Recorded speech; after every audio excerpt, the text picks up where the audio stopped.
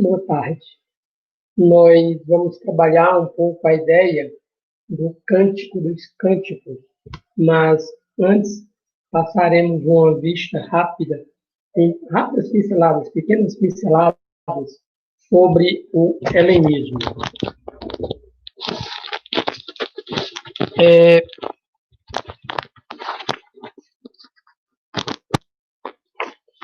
Só um momento.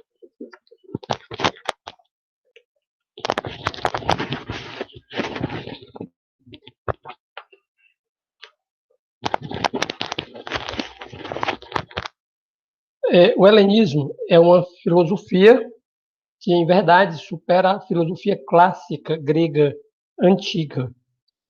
O helenismo ele compreendeu o período entre o final do século IV a.C.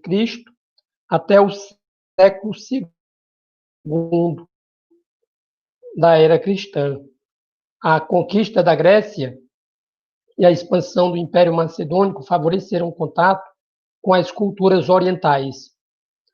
Foi importante para compreender a mudança de foco nas discussões dos filósofos helenistas. Ao contrário da interpretação depreciativa, que considerava que os helenistas, considerava os helenistas como expressão de um período de decadência em relação ao esplendor da filosofia clássica, outros estudiosos perceberam que eles desenvolveram um modo de ver o mundo e de ver a si mesmo. O contato com outros povos fez com que o espaço restrito da polis grega se expandisse numa visão cosmopolita. A valorização da individualidade contrapôs-se à concepção do cidadão da polis, o que explica o maior interesse dos helenistas por questões éticas. As duas correntes mais conhecidas no período helenístico, mesmo ainda na Grécia, foram o epicurismo e o estoicismo. O epicurismo teve como figura maior Epicuro de Samos, enquanto o estoicismo tem como referência Zenão de Sítio. Além do estoicismo, do helenismo, nós vamos ter ainda o cinismo com Diógenes de Sinope e o ceticismo com Pirro de Élida. Vale marcar aqui o avanço da concepção científica propiciada por intelectuais da escola de Alexandria, com destaque na medicina com destaque na mecânica para Arquimedes, na geometria para Euclides e na astronomia de Ptolomeu, que foi o responsável pela mais conhecida teoria geocêntrica desde a antiguidade até Galileu. A partir do século I a.C., a filosofia helenística registrou seguidores em Roma, primeiramente com o ecletismo de Cícero e, na sequência, com Sêneca, Epiteto, Marco Aurélio, influenciados pelo estoicismo. Já Sexto Empírico seguiu a tradição cética de Pirro de Élida, enquanto Plotino trilhou a vertente acadêmica herdada de Platão. Quando vamos falar de helenismo, estamos falando não na decadência da filosofia grega, mas na contribuição e na ligação desta filosofia com o mundo oriental. Então, o que nós vamos entender do helenismo? Primeira coisa, vamos ter que perceber o contexto cultural do helenismo. O helenismo ele foi um processo de fusão entre a cultura grega e a cultura oriental, em decorrência das conquistas da Grécia pelos macedônios e, posteriormente, pelos romanos. O período helenista compreende, portanto, do século III a.C. até o segundo da era cristã. Com a conquista dos gregos por outros povos, houve a transformação do cidadão da polis em homem cosmopolita. Vamos nos lembrar, por exemplo, que a Grécia, especialmente Atenas, existia lá a democracia. Então, assim, o berço da democracia, como nós conhecemos hoje, o berço pela origem, né, a fase embrionária da democracia era, por exemplo, foi vivida, por exemplo, em Atenas. E essa democracia não era como hoje. Por exemplo, uma democracia representativa, onde eu tenho, por exemplo, o presidente da República, deputados, senadores, governadores, prefeitos, vereadores, e assim por diante. A democracia, por ser o governo do povo, o que eles consideravam povo eram apenas os cidadãos livres, maiores de 21 anos, naturais daquela cidade, no caso Atenas, e assim, era esse povo de uma população grandiosíssima, apenas 10% participavam das decisões democráticas, das decisões da polis. E quando você vai falar de polis, você está falando da cidade. Por exemplo, o político é o indivíduo que cuida dos interesses da polis. Então, o Aristóteles, por exemplo, né, quando você vai falar em Grécia clássica, nós vamos lembrar que a mitologia, ela, como primeira forma de expressão, de raciocínio, de pensamento, né? Embora não seja um pensamento científico, mas era a forma que os homens tinham de explicar os fenômenos naturais. Essa forma ela é superada pela forma especulativa, pelo raciocínio. Nós vamos trabalhar com a ideia de arqué, princípio, a origem das coisas, e essa primeira forma de filosofia, essa primeira forma de pensar, ela, querendo ou não, ela é uma forma ainda um pouco ligada à estrutura do pensamento mítico. Porém, agora é especulativo, buscando na natureza as respostas das causas daquilo que acontece na própria natureza. Então, assim, a filosofia surge como uma filosofia da natureza, a filosofia da physis. Tanto é que os filósofos eles eram fisiólogos. Só que há um momento na história da filosofia, estou falando de filosofia antiga, que a reflexão muda de rumo, muda de foco, que é exatamente o momento na democracia ateniense com Sócrates. Sócrates, ele não vai mais ver a filosofia, não vai ver a filosofia como assim, como causa da natureza, mas muito pelo contrário. A preocupação dele é o próprio homem. Conhece-te a ti mesmo. Então, atribui-se, inclusive, a Sócrates aquela máxima: só sei que nada sei. Por quê? Porque o Sócrates vai, nas discussões da Ágora, da praça pública da polis grega, polis cidade, Sócrates vai trabalhar com a ideia da discussão, do diálogo, do argumentar. Então, Sócrates tem, por exemplo, por discípulo Platão. Platão, né, e assim, Sócrates ele vai colocar o homem no centro da discussão filosófica. Platão, o jovem Platão, o seu discípulo, vai pegar o ensinamento do seu mestre, ele vai transformar isso em diálogo, e nós vamos conhecer Sócrates através de Platão. O detalhe é, Aristóteles é discípulo de Platão, e Aristóteles supera Platão em termos de conhecimento. Aristóteles, ao fazer sua filosofia, ele vai fazê-la de forma a superar Platão. Sócrates e Platão eram atenienses, Aristóteles não. Aristóteles é de uma cidade estagira. Detalhe para esse trio SPA, SPA, Sócrates, Platão e Aristóteles. Sócrates, Platão e Aristóteles vivem o momento áureo, o auge do pensamento filosófico, lá em Atenas. Aristóteles, ele vai ser, com a chegada dos macedônios a Atenas, Aristóteles vai ser preceptor de Alexandre Magno, filho do rei Filipe da Macedônia. Então, o que é que nós vamos ter ali? Lá na Ágora grega, as discussões sobre os rumos da cidade. Tranquilo, está perfeito. O indivíduo grego ele era o cidadão da polis grega. Ele era um indivíduo citadino.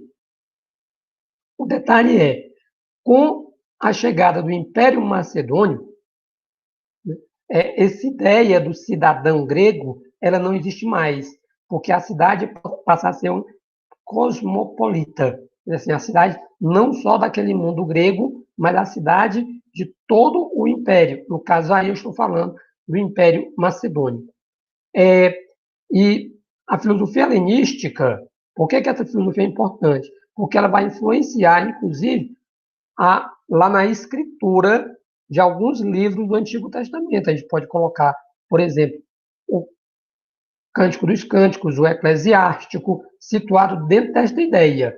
Então, dois momentos marcam o período da filosofia helenística, que é o helenismo grego, e também nós vamos observar que terá o helenismo romano. O helenismo grego, aí surgem as escolas epicuristas, estoicistas, o ceticismo e o cinismo. Né?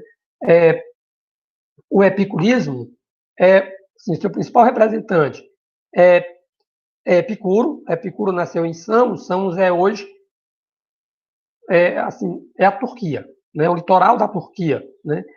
Depois o Epicuro muda-se para Atenas. Né? O epicurismo ele é uma filosofia hedonista, né? Avalia positivamente os prazeres, mas apenas os prazeres que são apreciados com moderação. Por exemplo, um prazer que vai lhe viciar, vai lhe deixar escravo, eles não cultivavam esse tipo de prazer. O prazer supremo, segundo a filosofia epicurista, se encontra na ausência da dor do corpo, ou seja, se encontra na aponia e na ausência da perturbação da alma, que é a ataraxia. Então, eu tenho aí dois elementos, a aponia e a ataraxia, que vão dar para nós a condição para se alcançar a felicidade, a eudaimonia. No epicurismo, o homem sábio não deve temer a morte nem desprezar a vida. O modo como vivemos é mais importante, segundo o epicurismo, que a possibilidade de uma vida eterna. Muito bem. Na contramão do epicurismo, nós vamos ter o estoicismo. No estoicismo, o principal representante, seu principal representante é Zenão de Sítio, né? Por não ser cidadão ateniense, porque eles eram muito xenófobos, é interessante nós observarmos isto, eles eram muito xenófobos. Por não ser cidadão de ateniense, ele não podia, né, o Zenão não podia ter propriedade e se reunia com seu discípulo sob um pórtico de prédio, de colunas. Em grego, isso aí é stoa. Né? Então, daí vem, por exemplo, a palavra estoicismo, ou seja, eles eram os filósofos do pórtico. O estoicismo contrapunha-se ao epicurismo por desprezar qualquer tipo de prazer, que era considerado fonte de muitos males. Para alcançar a serenidade, ou seja, para alcançar a ataraxia, seria preciso eliminar as paixões, fonte de sofrimento. Para os estoicos, para os filósofos estoicos, a melhor maneira de um indivíduo conservar o seu ser consistia na aceitação serena do destino. Aí a gente vai, por exemplo, lembrar que quando Nero manda a ordem de que Sêneca se mate, né? Sêneca vai cortar os próprios pulsos por ordem de Nero, o pessoal fica todo apavorado, meu Deus, e agora? Né? Então, o que o Nero faz? Como um bom estoico, ele simplesmente sabia que pisava no campo minado o tempo todo, Sêneca não era bobo, ele morre realmente com a grandeza de um estoico. Nós vamos ter ainda, dentro do contexto do helenismo, o cinismo e o ceticismo. O cinismo teve início com Antístene. Ele foi seguido por Diógenes de Sinope, que se tornou o representante mais famoso desta escola, deste movimento. Quando a gente fala em cinismo, vai falar em filosofia do cão. O cão, o cachorro, aquele que vive jogado na rua e não precisa de muito para viver. Com pouco que sobrar, ele vai lá comer as migalhas e ele consegue sobreviver. A imagem do Diógenes, ela está atrelada a um cão. Né? A palavra cínico vem de cão, então é a filosofia do cão, a filosofia do cachorro. Diógenes anda à luz do dia com uma lanterna. Quando você vai falar em cinismo, não pense que seja dissimulado, mas é a filosofia daqueles que vivem com pouco, né? com o minimamente necessário. Então, eles eram completamente honestos e sinceros, né? A figura do Diógenes, por exemplo, se você for atrás de pesquisar e buscar, Diógenes está com um cão ao seu lado, com uma lanterna, andando em pleno dia, e alguém teria perguntado: o que você está procurando? Eu estou procurando um justo. Aí muitas vezes alguém coloca assim: nessa busca, o Diógenes estava procurando um político honesto, né? Então, assim, embora seja óbvio, né? Assim, embora tenha luz, exige mais luz, mais instrumento para encontrar este político honesto, esse homem justo que o pessoal diz que existe, mas que eu, né, seria a concepção do Diógenes, mas eu não consigo ver a luz do dia, nem com a luz maior. Os cínicos buscavam um modo de vida que levasse à felicidade, desprezando ao mesmo tempo as riquezas, as honras e as convenções. Detalhe para essa situação: quando você fala que os cínicos assim viviam com pouco, há uma história que se atribui aos filósofos do cinismo que diz que o Alexandre Magno, Alexandre o Grande, ao encontrar, né, ao saber do Diógenes, que vivia num barril, que vivia com uma túnica, um cajado, né, vivia com o mínimo necessário, ele ficara admirado daquele modo de vida e fora procurá-lo. Ao encontrá-lo, ele diz: como pode você viver assim? E você vive desse jeito e você é feliz? Sim, eu sou feliz. Grande, muito bem. Então, se você é feliz com o que você tem e consegue viver desta maneira, peça qualquer coisa que eu lhe darei. Posso pedir? Pode, pois saia da frente do sol que está atrapalhando meu banho de sol. Então, assim, o cinismo ele trabalhava com a realidade nua e crua, sem esconder verdades. Por último, a gente vai trabalhar com a ideia do ceticismo, que, por sua vez, tem como representante maior e originário Pirro de Élida. Tanto é que o ceticismo ele nasce com o nome de pirronismo, devido ao Pirro de Élida, que acompanhou o imperador Alexandre Magno em suas conquistas e teve contato com diferentes povos e valores.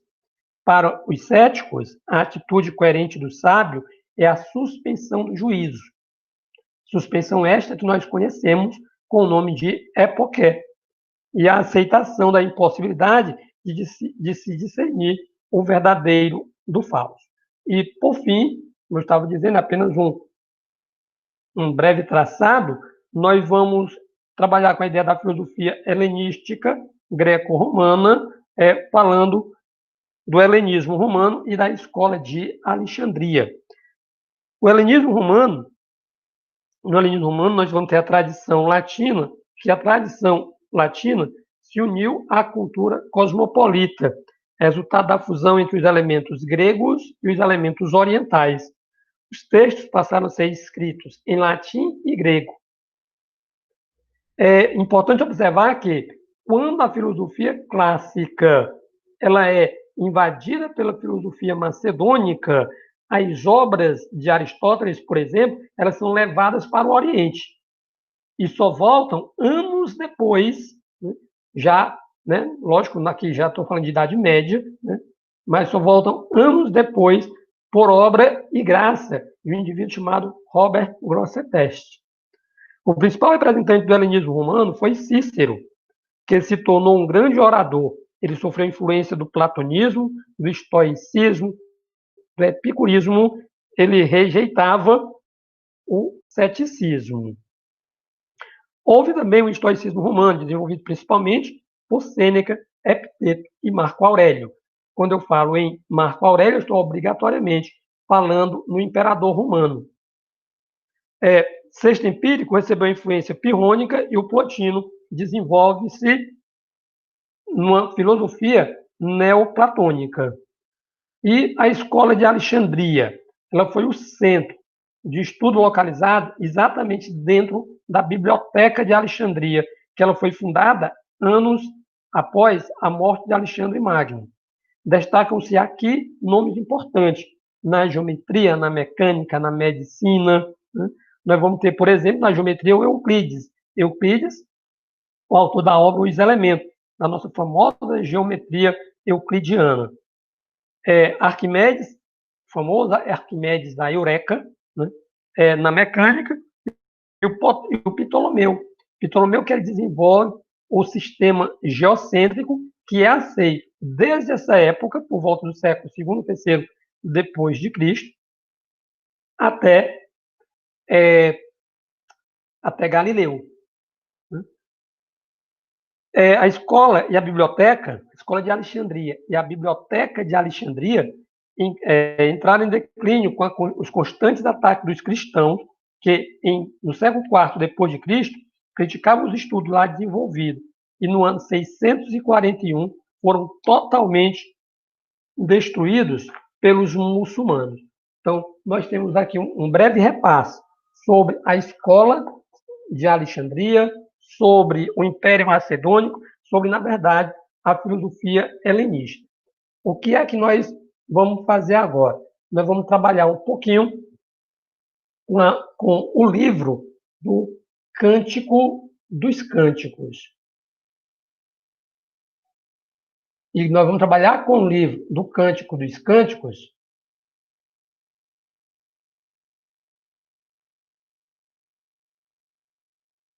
Só um minutinho.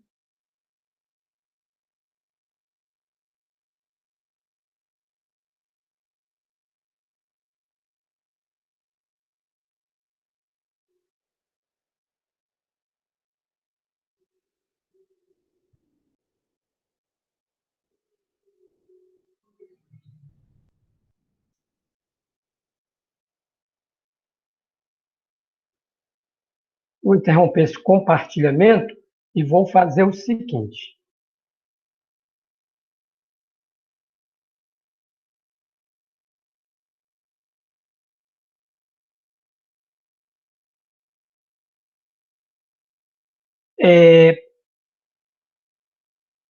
Nós vamos aqui apresentar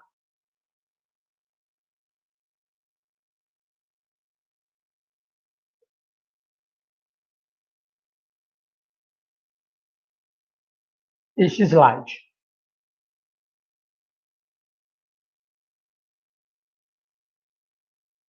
Muito bem.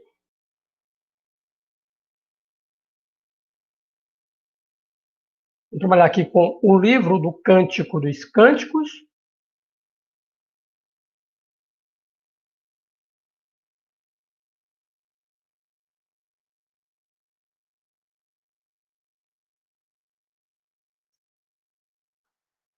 Então, o que é que nós temos aqui? Primeira coisa, o livro do Cântico dos Cânticos, ele tem um termo latinizado para referir-se a ele, que é o Cantares, né? Existe assim a falta de um superlativo para designar o melhor dos cânticos, razão pela qual nós vamos usar o termo Cântico dos Cânticos, assim como a gente usa a expressão Rei dos Reis, o Santo dos Santos, e o Cântico dos Cânticos, ou seja, o Cantares, ele em hebraico é Shir HaShirim, né? Assim, o livro do Cântico dos Cânticos, ele tem sua autoria atribuída a Salomão. Nós sabemos que Salomão é tido como o mais sábio dos homens dentro do Antigo Testamento. Salomão, ele era, por exemplo, ele era construtor, né? O Salomão, ele era político, ele era um estrategista, né? Ele era bom escritor. A gente vai observar, por exemplo, que tudo quanto é de obra, que assim, esta obra é uma obra sábia, ela só pode ter sido escrita por Salomão. E é bem verdade que Salomão escreveu muita coisa, mas assim, tem obras que são atribuídas a ele sem ter sido ele que tenha composto. Então, nós vamos observar aí construtor, político, estrategista, bom escritor e muito erudito, ou seja, ele falava muito bem. E o autor do livro, ou seja, o autor do Cântico dos Cânticos, ele vai usar metáforas ele vai usar figuras de linguagem. Assim, nessas metáforas, por exemplo, lá no Cântico dos Cânticos, a, a noiva, nós vamos já conhecer o nome dela, né? A noiva é mostrada como uma gazela, como uma corça, né? Então, ele vai usar muito figuras de linguagem. Então, nós vamos ter, né, que ele vai mostrar seu conhecimento, que não era um conhecimento superficial, mas ele tem um conhecimento de flora, ele vai ter um conhecimento de fauna, né? Assim, e tudo do que ele conheceu, não apenas no seu reino, mas exatamente porque ele conheceu em contato com os povos das regiões nas quais ele tinha um domínio. O livro do Cântico dos Cânticos, ele vai tratar de quê? Né? Ele vai tratar do relacionamento, né? E do amor do casal. Muito bem. Ele vai falar do relacionamento. Vai falar do relacionamento em primeira instância, do rei para com uma pastora. Ele vai falar do amor que esse casal vive dentro do relacionamento. E que casal é esse? Né? Vamos trabalhar aqui. Né? No livro, ele se mostra como, tá? Assim, ó, o relacionamento e o amor do casal, como é que isso aparece no livro? Como um casal que se ama, né? E que se ama mutuamente. E nesse amar-se mutuamente é como ele se relaciona. No livro, se mostra como um casal que se ama mutuamente, se relaciona. Muito bem. Que casal é esse? Ora, eu estou falando de Salomão e aquela que é digna de Salomão, a sua Sulamita. Então, assim, eu posso estar falando da Sulamita, a jovem pastora, como é colocado no livro, quando ele vai dizer assim: ah, beija-me com os beijos de tua boca, porque os teus lábios são mais deliciosos que o vinho, e suave é a fragrância de teu perfume. O teu nome é como um perfume derramado, por isso amam-te as jovens. E o que a jovem pastora vai dizer? Sou morena, mas sou bela, filha de Jerusalém, com as tendas de Cedar. O que a gente vai observar aqui? Que nós temos um livro que não está escrito em prosa, mas ele está escrito em versos. Então, eu estou falando de o rei, estou falando que esse rei se apaixona por uma jovem pastora. Então, assim, eu já posso, inclusive, adiantar.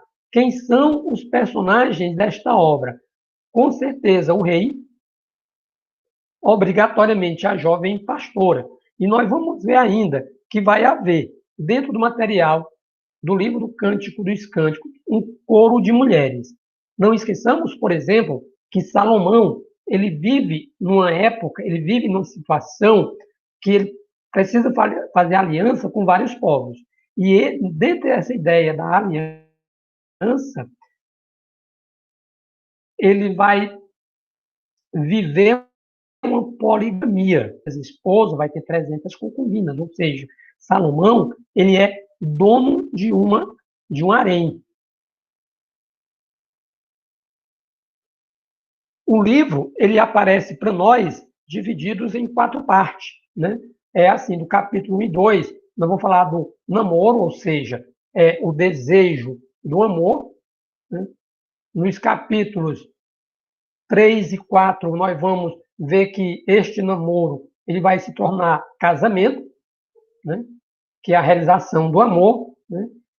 Aí nós temos o detalhe seguinte: no capítulo 5 até o capítulo 7, versículo 10, percebendo a dificuldade de se manter esse amor, uma vez que o rei é um cidadão muito ocupado, mas que, por outro lado, é difícil de manter-se longe da pessoa amada.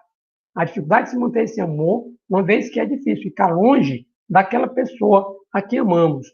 assim, com o rei, aquele que vai ter muitas ocupações, com certeza não, esta realidade não será diferente. E, por fim, no capítulo 7, versículo 11, a quarta e última parte do livro, perdão, né, até o capítulo 8, versículo 14, nós vemos a fidelidade do amor, ou seja, esse amor que vai progredir, mesmo com toda a dificuldade, o amor vai sim, vai ganhar um progresso. Existe uma pergunta que não podemos deixar de fazer ao estudarmos o Cantares.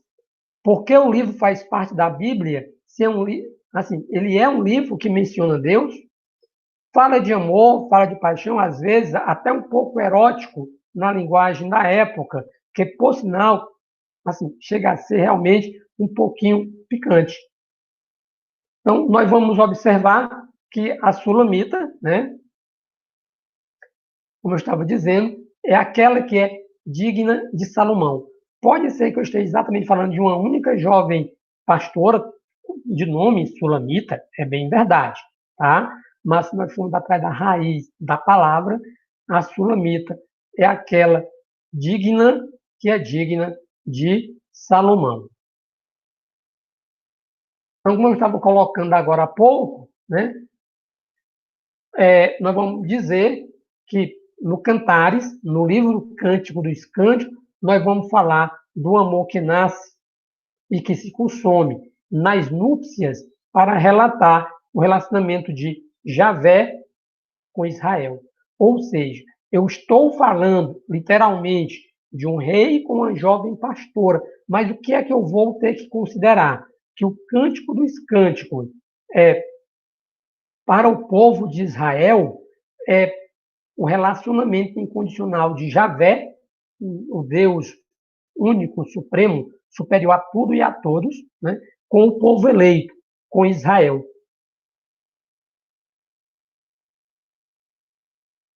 E o fato acima, ele pode ser compreendido, o amor de Javé com Israel é numa perspectiva cristã, também como um amor de Jesus Cristo com a sua igreja.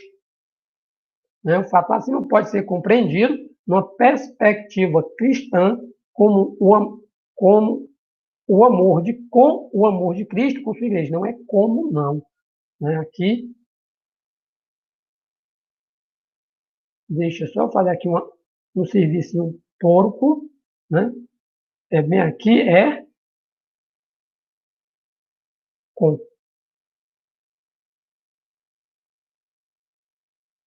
Tá? Então, vamos lá. O fato acima descrito, ou seja, o amor que nasce, né, é o amor de quem? De Javé com Israel. É o amor de Jesus com a igreja.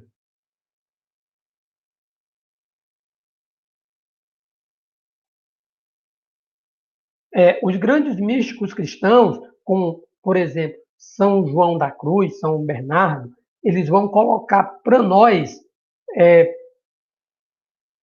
assim, a interpretação do cântico no sentido alegorizante, procurando descobrir nessa obra a descrição das fases da vida espiritual do cristão. E assim, e essas fases da vida espiritual, é só a gente colocar assim, de forma bem prática, nós temos o namoro, o noivado e as núpcias, o casamento. Então, assim, essa realidade que nós estamos trabalhando, tá? Aqui, ó, vida espiritual, o namoro, o noivado e as núpcias, o casamento, tá?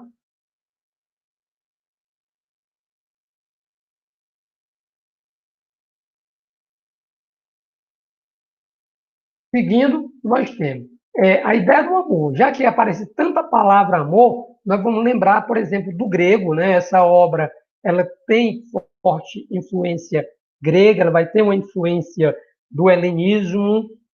Em grego, o amor aparece designado por 3 palavras diferentes. Tá? Nós vamos ter eros. Eros é aquele amor entre o homem e a mulher, entre pessoas. Eros é a ideia de paixão. Daí nós vamos conhecer, por exemplo, hoje, para nós, a palavra erótico. Tá? Nós vamos ter filos, a segunda ideia de amor, de amizade. Aqui é o amor entre irmãos, é a afinidade, né? É o amigo, é a amizade. Tá? E, por último, que é o que vai nos interessar, o amor incondicional, ágape. Esse amor incondicional, você coloca, Deus fez aliança com o seu povo. O povo quebrou essa aliança. Não tem problema, Deus se zangou lá, mas fez uma outra aliança. E o povo quebrou essa aliança, e Deus fez outra aliança. E o povo quebrou a aliança. E Deus é um Deus de misericórdia. É um Deus que pega o seu povo sofrido, toma para si suas dores. Ele é capaz de dar o seu Filho único para a humanidade. Né? Assim, o amor ágape é o amor incondicional. É o amor que Jesus teve por sua igreja, por aqueles que conviveu. Ele se deixa martirizar, ele morre numa cruz por amor à humanidade. Então, nós vamos ter aqui no ágape, né, o amor de Deus por Israel, né, o amor de Cristo pela igreja. Então, vamos lembrar. Só pegar aqui a minha caneta. Né, que esse amor, ágape, se eu posso ler o Cântico dos Cânticos e dizer que eu tenho Salomão e Sulamita, meu Deus está aqui representado, né? E assim, o Salomão está representado e a Sulamita também. Deus de um lado, Israel do outro. Cristo de um lado, a igreja do outro. Então, assim, aqui eu tenho os noivos. Aquele amor incondicional.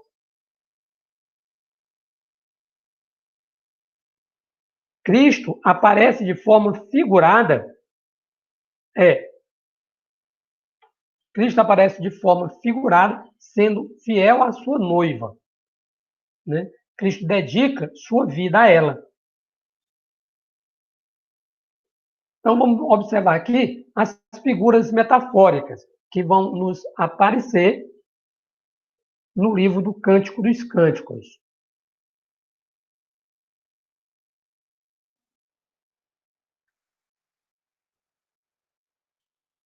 Deixa eu só pegar aqui no material aqui. Nós vamos ter no livro do Cântico dos Cânticos. Eu te comparo à égua do faraó. Você tem o pescoço como uma torre de marfim e seus seios são como gazela. Isso onde? Está no capítulo 1, versículo 9. Capítulo 4, versículo 1. Então, capítulo 1, versículo 9. A égua do escarro do faraó. Eu te comparo, ó minha amiga. Se eu pegar o capítulo 4,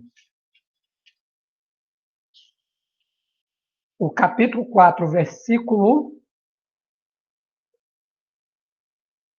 1, tu és bela, minha querida, tu és formosa. Por trás do teu véu, os teus olhos são como pombas. Teus cabelos são como um rebanho de cabras. Então, primeira coisa, ele vai trabalhar com a ideia de metáforas. Né? No versículo 4, ao teu pescoço é semelhante à torre de Davi, construída para depósito de armas. Aí estão pendentes 1000 escudos, todos os escudos dos valentes. Os teus 2 seios, já no versículo 5, são como 2 filhotes gêmeos de uma gazela pastando entre os lírios. Então, nós vamos ter a figura das éguas do faraó, nós vamos ter a torre de marfim, nós vamos ter as gazelas. Detalhe, a égua do faraó era a égua mais bonita, que ia à frente, né, da carruagem, à frente dos outros cavalos. Era em épocas, não sei se é exatamente esta palavra, mas em época de cio, ela ficava muito enfeitada, não para embelezar, para engabelar os cavalos, tá? Mas ela era enfeitada porque ela era do faraó e ela tinha que ser destacada.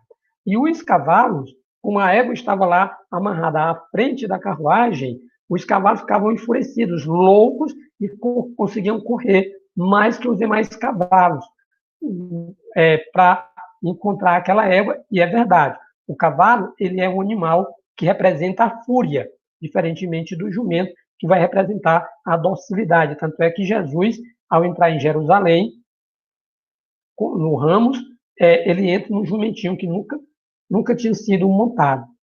Então, nós vamos observar as éguas do faraó, a torre de marfim, os seios como gazelas, né? Então, assim, quando eu falo de gazela, eu estou, por exemplo, lembrando aqui da influência grega de Afrodite, né? Na figura da gazela ou da corça estava associada quem? A deusa do amor, a deusa na mitologia grega, como eu estava dizendo, Afrodite, deusa do amor, da beleza e do sexo. Tá? A Afrodite era o quê? A deusa do amor, a deusa da beleza corporal e a deusa do sexo.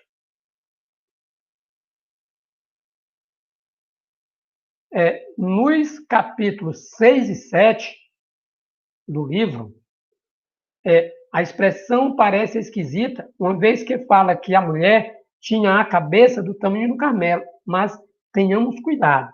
Na verdade, o Carmelo era tá? Uma cordilheira muito importante. No Cântico dos Cânticos, percebe-se uma fila de virgens sem número. Salomão era um homem poderoso e as mulheres queriam todas se casar com ele.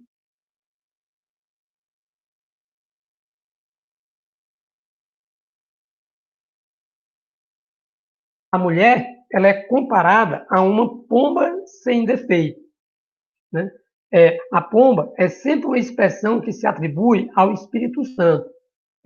Sobre este animal, é sempre uma expressão que se atribui ao Espírito Santo. É um pássaro que, se encontrar uma abertura na parede, ela casa ali. Por exemplo, se você tem uma rocha fendida, uma rocha com abertura, ela consegue ir lá se acasalar. Há uma rocha fendida do lado do trono de Deus. Quando a gente olha para essa rocha, se move para a cruz e de lá a cruz. O soldado e de lá, né, da cruz, o soldado romano abre essa rocha do lado. Essa rocha, que é Jesus, ela recebe o lugar da costela, que é o lugar da noiva, que é porque dali foi retirada a costela que se formou a mulher. Para morrer com ele e ressuscitar, você tem que entrar por aquela fenda lateral. Então, a mulher associada à pomba sem defeito, a pomba também, por exemplo, é associada à figura do Espírito Santo. Um pássaro que se encontrar uma abertura na parede, ela casala ali, faz sua habitação nos lugares apertados, né? Entra numa rocha fendida, né? Essa rocha que é Jesus, recebe no lugar da costela, a fenda, né? O lugar da noiva. Dali foi tirada a costela que se formou a mulher.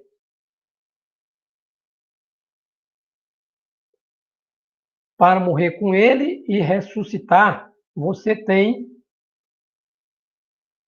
que entrar por aquela fenda lateral. Vamos lembrar que quando Jesus é transpassado no lado, sai do lado dele, sangue e água. Aí eu estou falando aqui do capítulo 9. Né?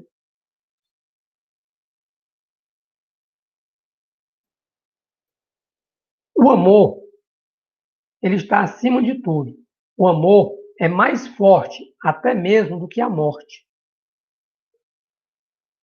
É a marca que não pode ser tirada. Ora, quando eu estou trabalhando aqui com os capítulos 8 e 9, tá?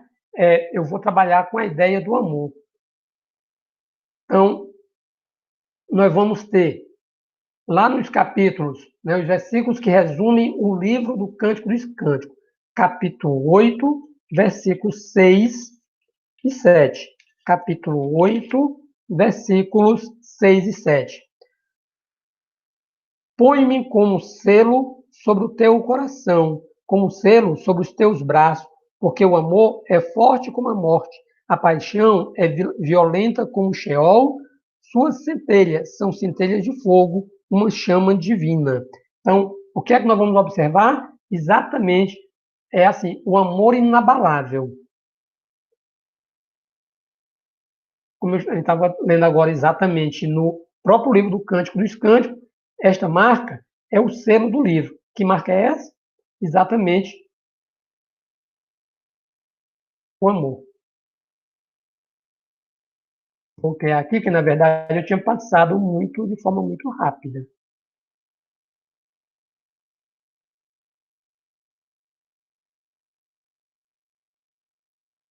O amor está acima de tudo, é mais forte até mesmo do que a morte. É a marca que não pode ser tirada. Esta marca é o selo do livro, o amor. O livro do Cântico dos Cânticos, ele mostra o protagonismo da mulher. Então, o que, que a gente vai observar aqui? Né? Diferentemente de outros livros, a mulher ela é protagonista. A maioria dos versos é pronunciada exatamente por ela.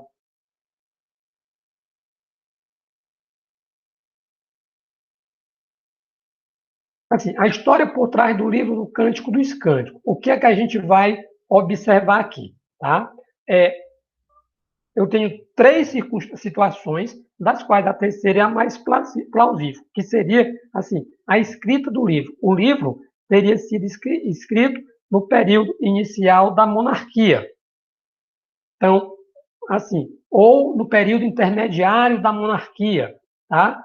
Ou no período, né, do helenismo, com a sua redação final. Então, assim, a história por trás do livro. Quanto ao contexto histórico do surgimento do Cântico dos Cânticos, pensa-se em três possibilidades. No entanto, antecipa-se que a terceira é mais razoável. O período inicial da monarquia, especialmente na época do rei Salomão e suas intensas relações com o Egito, onde já existia uma poesia amorosa ricamente desenvolvida. Ou no período intermediário, onde está aqui colocando, tá? Ou seria no período inicial da monarquia, ou no período intermediário da monarquia. Tá? É assim, a possibilidade que tenha sido no período intermediário da monarquia, ou seja, por volta do século VIII ao século VI, né? Ou seja, 700 anos antes de Cristo, no tempo do rei Ezequias, período que havia em Judá atividades literárias significativas. Porém, assim, a hipótese mais plausível, mais razoável, é que este material tenha redação final no período helenístico. Daí a ideia de nós conhecermos um pouquinho sobre o helenismo, daquilo que foi narrado para nós logo há pouco. Então, e a terceira, que é a mais significativa das possibilidades, estabelece a coletânea e redação final no período helenístico. E dessa forma, estaremos aí por volta do século III a.C. A favor do período helenístico, pode-se falar dos inúmeros aramaísmos, das lexias e gramaticais, que são características do modo de falar bem recente, bem como o termo grego, liteira, ou estrangeirismo da antiga Pérsia. Quando eu falar em Pérsia, vamos entender, por exemplo, atualmente, onde está localizado o Irã. Nesse caso, a possibilidade de Salomão ser o autor do livro perde completamente a razão de ser jardim. Que a gente pode colocar aqui? Tá? A história do a favor do helenismo, que eu estava colocando agora há pouco, né? Os números, aramaísmos, né? Então, as lexias e as gramaticais. Só para reforçar um pouquinho. Vamos lembrar que o helenismo ele é uma forma de pensamento, assim, uma forma de arrastar para outros lugares aquilo que era próprio da cultura grega. Enquanto Roma assim, domina o mundo pela força, pelo exército, a Grécia conquista o mundo ocidental, por exemplo, pelo saber, pela cultura grega. Então, assim, o que é o helenismo? Eu helenizar, eu transformar as outras culturas como a cultura grega foi transformada.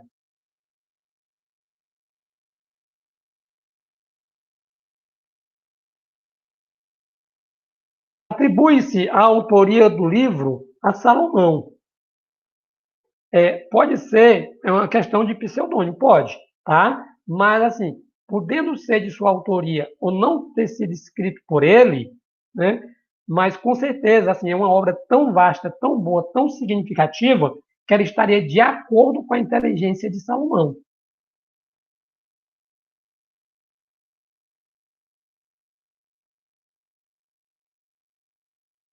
Podendo ser de sua autoria própria ou escrito de acordo com a inteligência de Salomão. O que é que nós temos aqui no livro? A espiritualidade do livro, ela é marcada. Vamos lá. É marcada pela fidelidade do amor. A espiritualidade marcada pela fidelidade do amor passa por esse amor. Eu sou do meu amado e o meu amado é meu. É um refrão assim, que se torna absoluto compromisso com aquele que amamos. A espiritualidade é marcada pela doação. A espiritualidade não pode trazer as marcas do individualismo nem do egoísmo. Existimos e somos chamados por Deus para o outro. Trata-se de uma espiritualidade que caminha em direção ao outro e que se doa completamente. A espiritualidade marcada pela solidariedade. A solidariedade indica paixão, compaixão e empatia, a gente colocar-se no lugar do outro. A espiritualidade solidária permite que nos preocupemos com os outros, da mesma forma como nos preocupamos com o nosso próprio bem. A espiritualidade marcada pela amizade. Nos poemas, percebemos que eles se amam porque também desenvolvem profundos laços de amizade. Não se apresentam como estranhos. Não vivem, não vivem o amor que se desgasta com o tempo. São próximos, são amigos. E, por último, a espiritualidade marcada pelo diálogo. Aqueles que dialogam crescem juntos. O amor não é feito de monólogos e não aceita que a palavra do outro seja caçada. O diálogo deve ser considerado como um dos principais instrumentos que libertam o ser humano de seus próprios conceitos e de suas ideias, a fim de ouvir os demais. O Cântico dos Cânticos, ele retrata com estilo próprio o amor de Deus para com o seu povo. Deus é esposo e o povo é a esposa. Então, vendo o que foi colocado agora há pouco.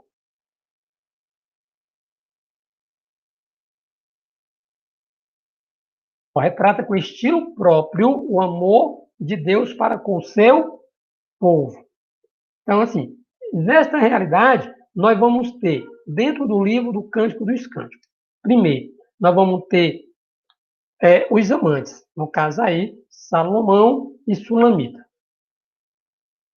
Nós podemos dizer, numa interpretação do povo de Israel, que Salomão, né? Por exemplo, Deus é representado na pessoa de Salomão, Israel na pessoa de Sulamita. Aplicando-se para nós, né? Nós podemos dizer que o Cântico dos Cânticos representa o amor de Jesus para com a igreja.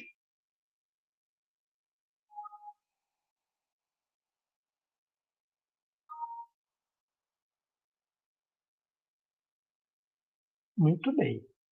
Então, o que é que nós vamos ter agora?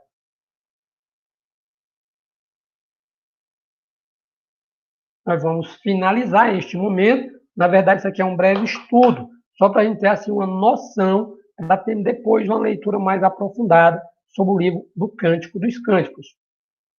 Muito obrigado.